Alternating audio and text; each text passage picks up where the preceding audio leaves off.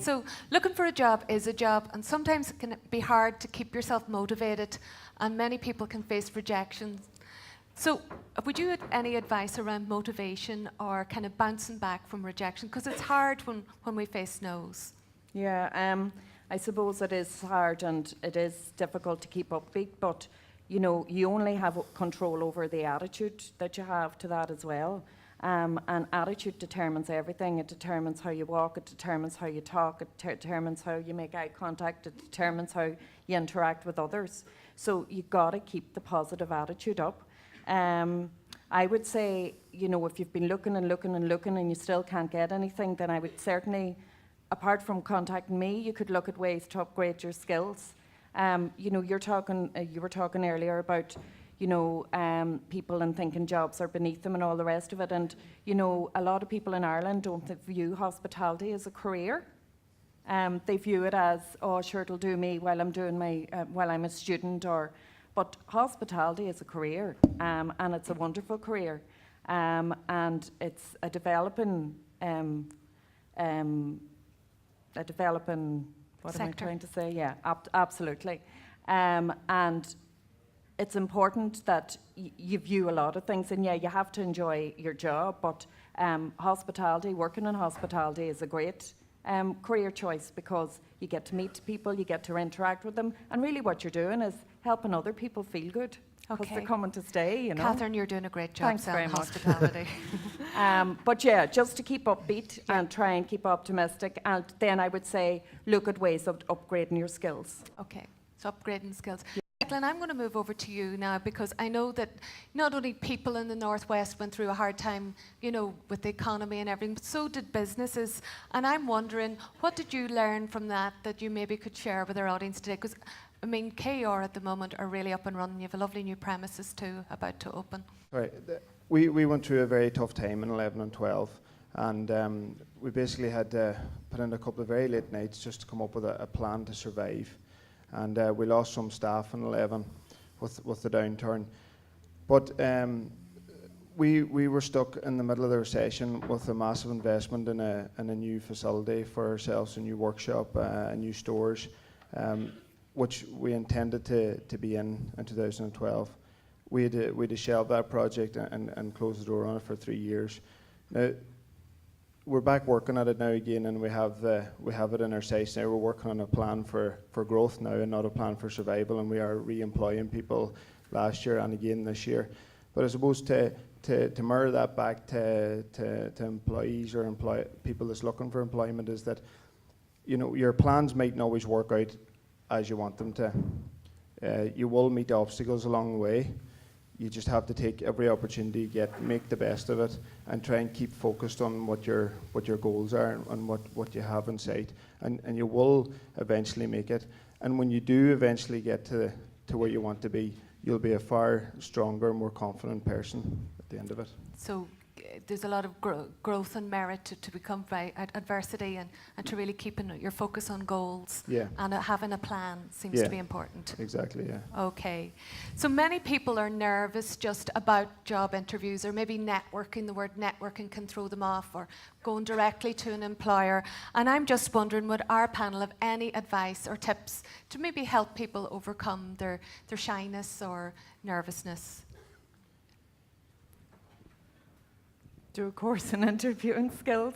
Do a course, okay, right. So that might be really something important. You could look at in the afternoon. I know there are 40 educational institutions, and many courses do include interview skills or CV preparation and so on. Yeah, it's all about preparation from the start. And then when your CV, you know, it's important, and I know it's sort of simple, but you need to make sure there are no typos in it because it says a lot about you if there is.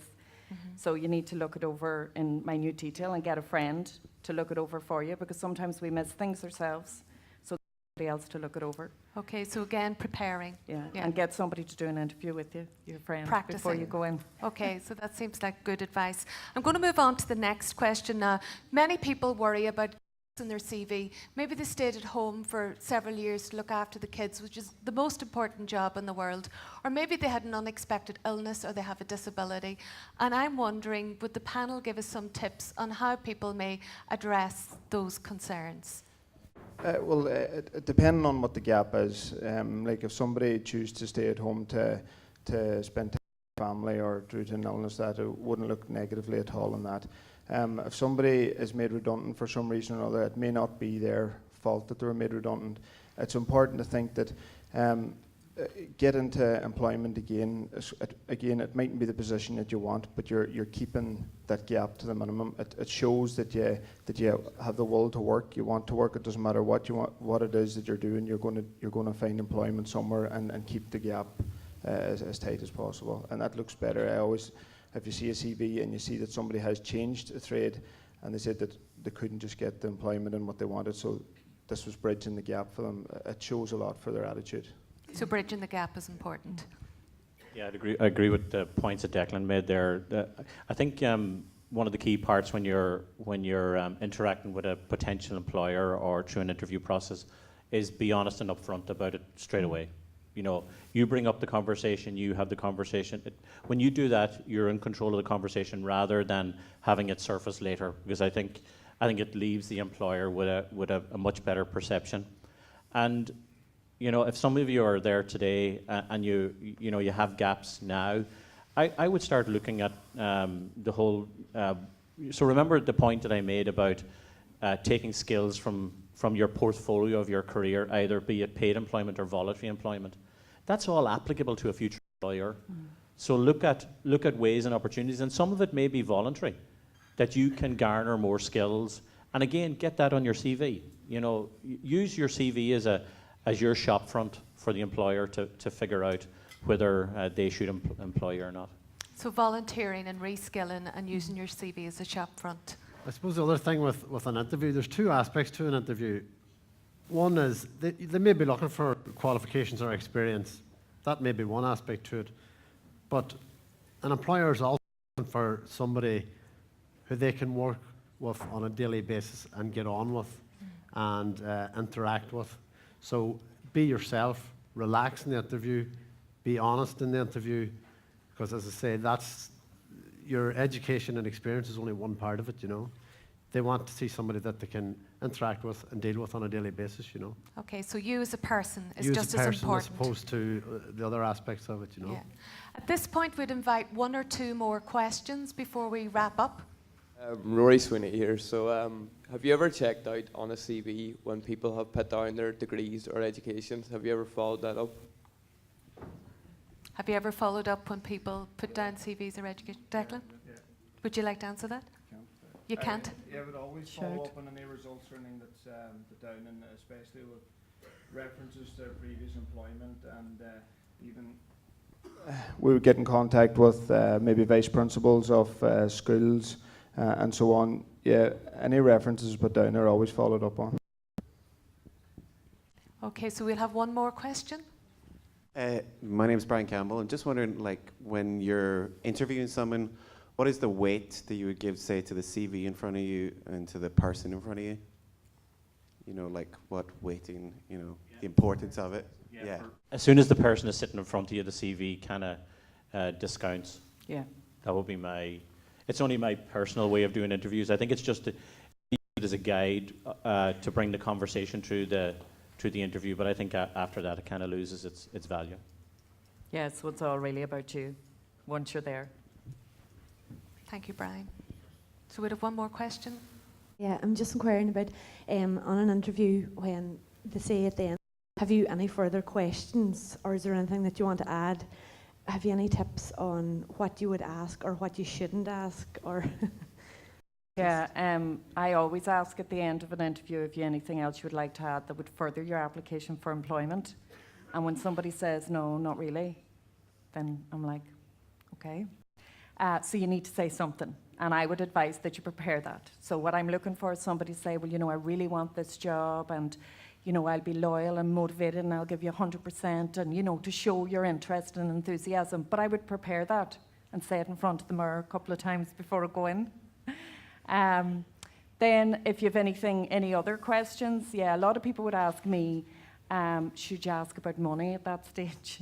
A lot of people ask me that. I say, no, you shouldn't really ask about money. So maybe you could say, is there anything else you could tell me about the position, or maybe you could explain the role in further detail, you know, if I specifically ask for questions. But normally I would say at the end, have you anything that you would like to add? And at that stage, I want you to tell me how wonderful you are. And I find that a lot of people don't like telling you how wonderful they are. They hold back. But you're there, you're an interview, and you're there to sell yourself. So go for it. Another question would possibly be, you know, is there any chance of you progressing within, you know, if you're successful in getting the job, if there's any, what's the prospects of you progressing within that role, or progressing in the company, or whatever it is? You know, it shows a bit of interest and a bit of motivation on your part in wanting to sort of progress with the employer, you know. Okay, so finally, I would like to ask our panel here, what message of hope would you like to leave our audience with today? Or if we were to go home with one point, what point should that be? I think for me, the message of hope is that I actually think Donegal and Donegal people are the best workers in the world, bar none. Wow. And the reason the reason I say that is that you know, you look at the awards that Solace has garnered. You look at what Primerica are doing. You look at what Seamus Hughes is doing in Zeus, or what we're doing in United Health Group. We're all running truly global businesses. And I have an analogy that I use with the staff a lot of the time. And it really holds true, I actually think. I think when you're deciding on a company to work with, right, you can either decide to play with a team like Real Madrid, right? Or you can decide to play with, this is recorded, I better not say, Finn Harps, right? No, but the distinction is there. You can either decide to be top of your game, right? Or you can decide to play with somebody who's not at the top of their game. The companies that are sitting here in front of you today have decided to be the Real Madrids of the world. And if you come into any one of those companies, and especially the company that I run in Letterkenny, it's full of Cristiano Ronaldos. It's full of people that are truly the best at what they do in the world. And I think sometimes we in Donegal think, you know what, up here it's different, it'll be all right. It's not all right, because each one of you, like today, right, nobody owes you a job, nobody owes you an opportunity. You're in competition not with the people who are sitting in the room, you're not in competition with people in Donegal, you're actually in competition with people around the globe. And but you can be as good, if not better, than anybody that's currently in the marketplace today. So I'd say have confidence in yourself, have the courage of your convictions, and set the bar high. Okay, well, what a wonderful message of hope. We're all going to play Rio Madrid. Rio Madrid. Just from our perspective, and just touching on a little bit of that, you know, we have people coming to our hotel from all over the world, and the one thing they go away and talk about is the people. You know, because you'll come to the castle once for the castle because it's a beautiful castle. You'll not come back for the castle if you don't get great service or meet great people. So it's all about the people. And that's what our employees get, cards and letters from all around the world from people that have stayed there, and they talk about it. But what I would like to say, just from an interview perspective, is a few things. Number one, make sure you're well groomed. First impressions count. Don't forget the importance of the eye contact, the smile, the shake the hands, and mentioning the name. The next thing I would say is prepare. Look at your mirror and get somebody else to listen, and you ask get them to ask you questions. Preparation is everything. And research the company and research the job before you come for interview. Okay, thank you, Catherine. They're very practical tips. Just to repeat what I said earlier about staying focused on your goal or the position that you want, and see the photocopying and everything else as the stepping stones to the position that you want. And you mightn't always be successful in every interview you go into, and don't always beat yourself up about that, because sometimes the interviewers don't always get it right either. So you're best, when you go for an interview, shelve the interview straight away and go looking for your next interview while you're waiting on a reply from that, to keep yourself motivated and to keep going. Okay, so stay focused on the plan. Stay focused, yeah. Thank you, Declan. Yeah, well, I suppose the message for me would be that education in many ways is the key. Now, that could be very basic education, depending on the job you're going for, or high-tech engineering or something like that, you know, a high-skilled education. But in my eyes, employers like to see you taking an interest in yourself. And if that's the case, they'll take an interest in you and they'll invest in you and do their best to, you know, an employer's success is their employees. You know, they will invest in their employees. So you take an interest in yourself, they'll take an interest in you, and depending on the job, basic education or high-tech education, but I think that's the key. Okay, so invest in yourself. Invest in yourself. And then the employer invest in you. So I would like to thank our panel here today for their generosity of time and expertise and for taking time out of their busy schedules to be with us. I would like to thank you, the audience, for your gift of listening. As you know, we have a fair in the other room. We'd like to invite you to it. It's in the Glendone Suite. There are 40+ exhibition stands there.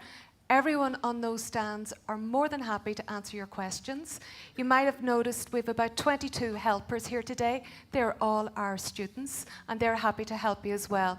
If you're sitting there today and you don't know what you want to do, and you don't know what you're interested in, we also have a team of guidance counsellors at the back of the room who are also happy to help you. And thank you for your patience and for your listening here today. Gormaigad.